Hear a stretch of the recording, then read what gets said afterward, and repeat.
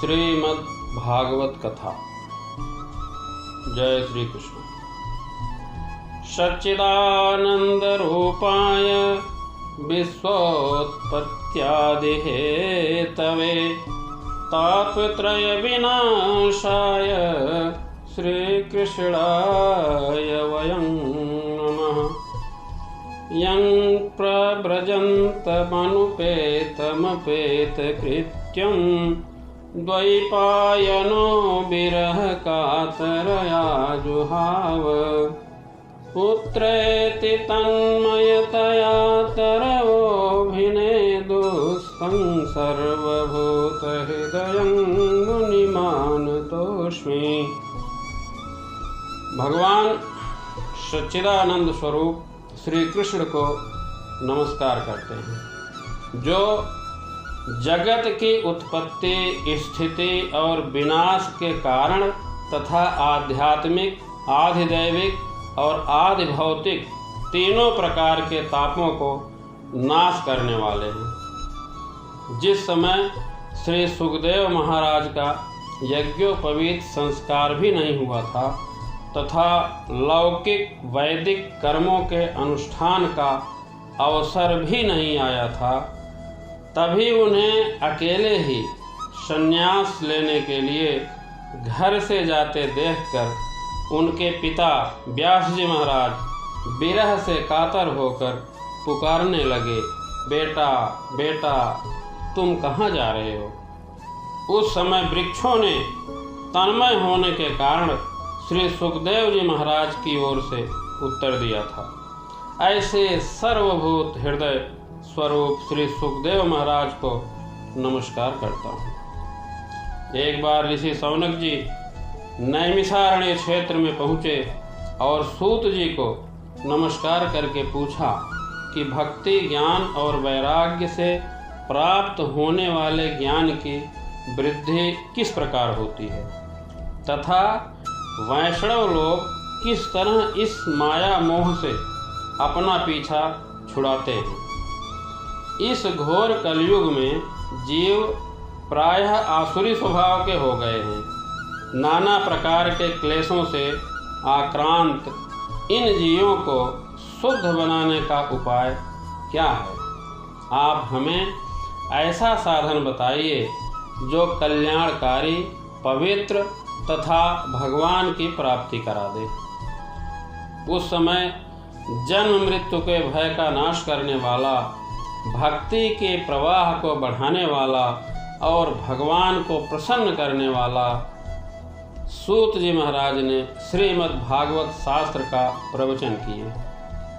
मन की शुद्धि के लिए इससे बढ़कर कोई साधन नहीं है। जब मनुष्य के जन्म जन्मांतर का पुण्य उदय होता है, तभी से उसे भागवत शास्त्र की प्राप्ति होती है।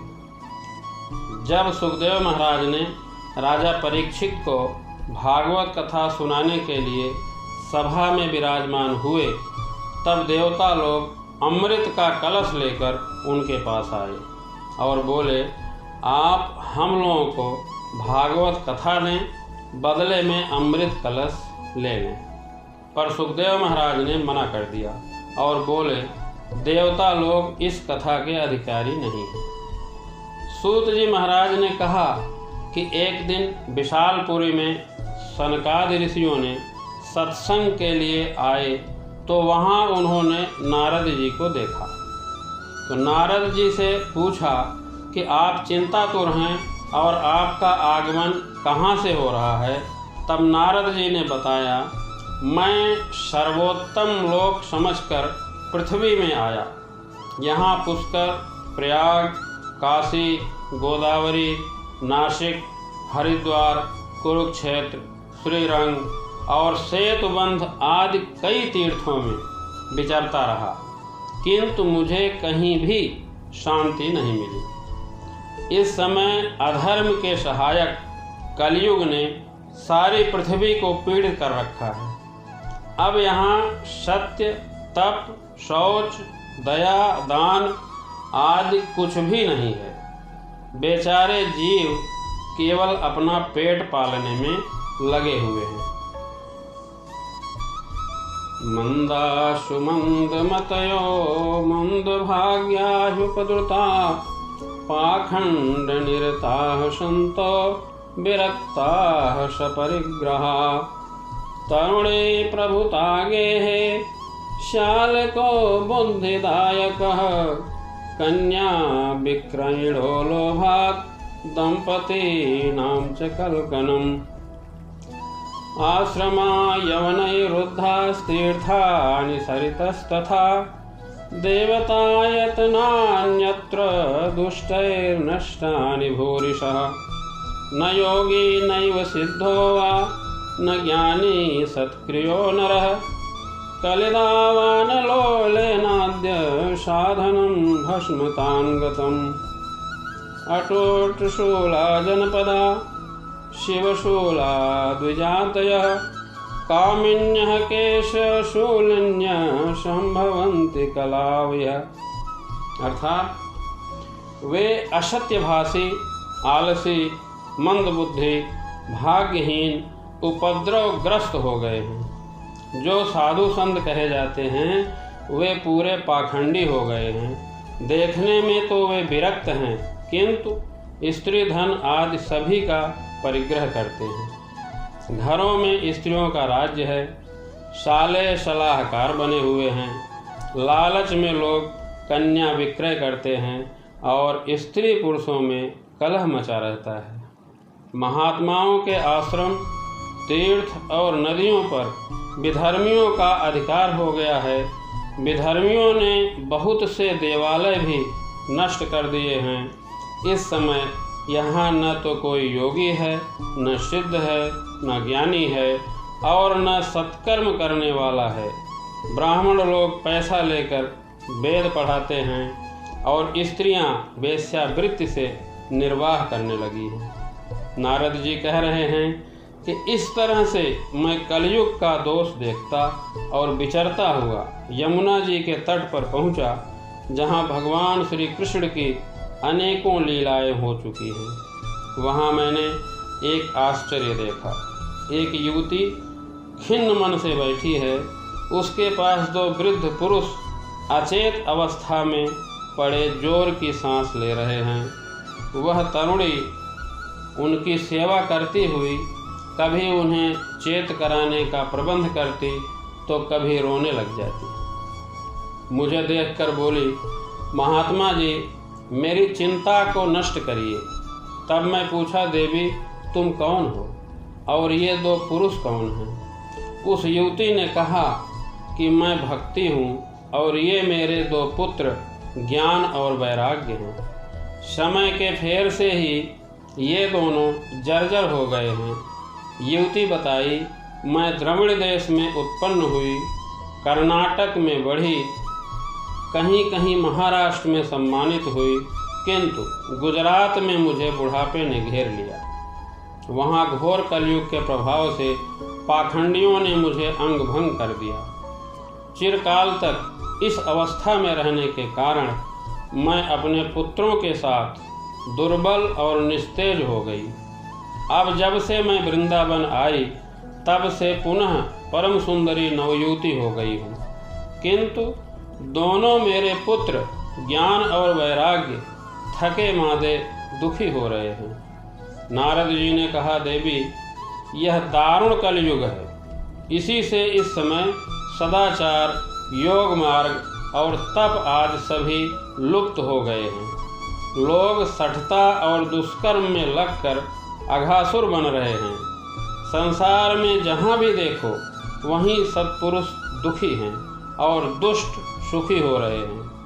तो इस समय धैर्य बनाकर रहना चाहिए। भक्ति ने पूछा कि राजा परीक्षित ने इस पापी कलयुग को क्यों रहने दिया? तब नारद जी ने बताया, जिस दिन भगवान इस भूलोक को छोड़कर अपने परम धाम को पधारे उसी दिन से यहाँ कलयुग आ गया। दिग्विजय के समय राजा परीक्षित ने कलयुग को देखा तो कलयुग दीन के समान उनकी शरण में आया। तब राजा परीक्षित ने कलयुग का वध करना उचित नहीं समझा, इसलिए कि जो फल तपस्या, योग और समाधि से भी नहीं मिलती कलयुग में वही फल श्री हरि कीर्तन एवं नाम जप से मिल जाता है। इस प्रकार कलयुग में तमाम दोष के बावजूद अच्छा गुण भी है और इसीलिए कलयुग को रहने दिया। इस समय लोगों के कुकर्म में प्रवृत्त होने के कारण सभी वस्तुओं का सार निकल गया है और पृथ्वी के सारे पदार्थ बीजहीन हो गए हैं। ब्राह्मण केवल अन्न धन के लालच में जन जन को भागवत की कथा सुनाने लगे हैं, इसलिए कथा का सार चला गया। तीर्थों में नाना प्रकार के अत्यंत घोर कर्म करने वाले नास्तिक और नारकी पुरुष भी रहने लगे हैं, इसलिए तीर्थों का भी प्रभाव जाता रहा। जिनका चित्त लगातार काम, क्रोध, लोभ और तृष्णा में लगा है, वे भी तपस्या का ढोंग करने लगे हैं, इसलिए तप का भी सार चला गया। तब भक्ति बोली, देवर्षि आप धन्य हैं, मेरा बड़ा सौभाग्य था जो आपका दर्शन हुआ। इस संसार में साधुओं का दर्शन ही समस्त सिद्धियों का परम कारण है। श्री रामचरितमानस में भी आता है, अब मोहि भा भरोस हनुमंता, बिनु हरि कृपा मिलहि नहीं संता। तो भक्ति ने कहा, देवर्षि नारद, आपका केवल एक बार का उपदेश धारण करके कयाधु कुमार प्रहलाद ने माया पर विजय प्राप्त कर ली थी। ध्रुव ने भी आपकी कृपा से ही ध्रुव पद प्राप्त किया था। आप सर्वमंगलमय और साक्षात ब्रह्मा जी के पुत्र हैं। मैं आपको नमस्कार करती हूँ। इस प्रकार भागवत कथा का महात्म्य प्रथमो अध्याय संपूर्ण हुआ। जय श्री कृष्ण।